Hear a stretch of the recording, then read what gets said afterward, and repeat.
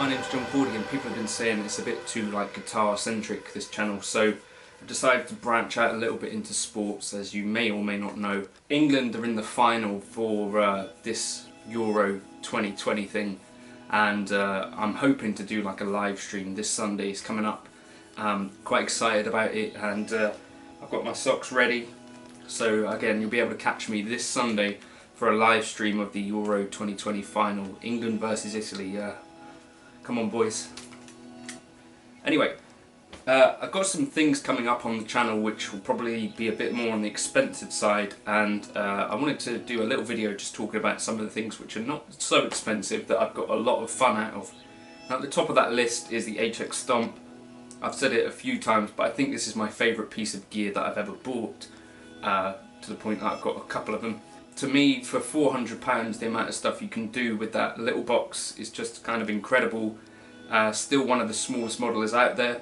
I think the GT1000 core is about the same size. An interface, has all of these really cool effects and amps and stuff from the Helix. Sounds great, and you know, there's really nothing that I don't like about it. In the future it would be nice to see like a more powerful version of that. Whether that comes or not is kind of academic, I guess, but it's kind of a really cool piece of gear, I think. And it's only £400, which relative to some of the other higher end modelers I guess is quite cheap. GT1000 core again I guess is kind of cheap at 600, but you know, beyond that you start to creep up way past that for things like the Quad Cortex or the Kemper or the Axe-Fx. All of those units are way more expensive to get into that kind of upper tier of tone or whatever, whereas the HX Stomp I think competes really nicely with all of those and is a very decent price and a very decent size. So there's nothing for me not to like about that unit. But you hear me talk about the HX Stomp and the Helix all the time. So other things that I've got and bought over the years that I really liked. So first of all, I don't have it anymore, but if you're looking for kind of cheap valve amps that will do a really good job, I really liked the Marshall Origin 20 combo. I had that for a short while, and it does kind of those JTM kind of tones.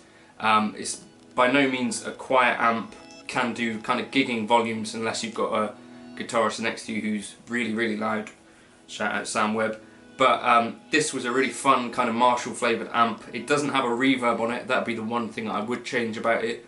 And I don't tend to keep amps around if they don't have a reverb. For some reason I don't enjoy it as much. But a really cool amp for the money. Now, there are plenty of choices for kind of valve amps below £500, so feel free to leave them in the comments. Also, you know, combos like the Boss Katana, I think people really like that, and I think there's a few variations of that below £500. But yeah, leave your comments if you've got valve amps that you really like. I think maybe Laney might be worth a shout, that sort of stuff. But yeah, the Marshall Origin 20 was a combo that I bought. Nice, lightweight, small, and sounds really good, and does that kind of Marshall JTM thing. I had a Marshall Blues Breaker, but they're so big and so heavy that I couldn't keep it really. On the small amps front, I bought this NUX Mighty Air. I think they're about £100–120. This is kind of my living room practice amp. It's got a wireless thing and has a metronome built in. You can connect to it with your phone, although I rarely do, but also has a really nice kind of Vox emulation and works really nicely for jazz stuff. So that's basically what I use that for. I think I'd take that with me if I was going away for a little bit, just because it's tiny and sounds and feels good to play. Yeah, and it's got a USB-C charger, which is nice given that most things still don't. It is 2021, you know.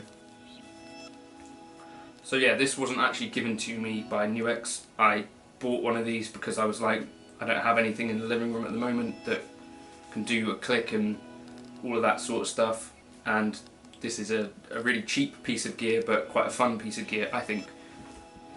A bit of a curveball. I think this is my Ibanez Twatcaster, the first guitar that I made, and I think I probably made it for about £420 or something like that. The neck is a Mighty Mite neck. The body was bought from an eBay store called Boo Boo Guitars because it has a little divot in it. But I played this guitar today and I still get a lot of enjoyment out of it, even though, you know, in theory it should be quite a lot worse than some of my other guitars I have. It's just a really great guitar to play, really good fun. It's got K-line pickups in it now, which I really love. But yeah, in terms of experience, you know, it's a great experience building a guitar, seeing what goes into it. And also it makes it like a thing which is difficult to sell on in some cases, but if you end up with a good one, that'll help you to hold on to it, because basically you're not going to get what you put into that guitar back anyway, so you might as well keep it, is the way that I feel about it. But I really love this telly, and my dad still thinks it's his favourite telly to play. Obviously I've got a couple way more expensive tellies than this, but I do really love this guitar still. Reminder to myself that I need to play this one more. This Sire S7 I mean, not quite cheap, you know, sort of £500, but cheap compared to some of the guitars that I've compared it to, which I think it competes with quality wise, like an Ibanez AZ. I really love these guitars, or this guitar in particular. I know some other people have had to do kind of fretwork on theirs.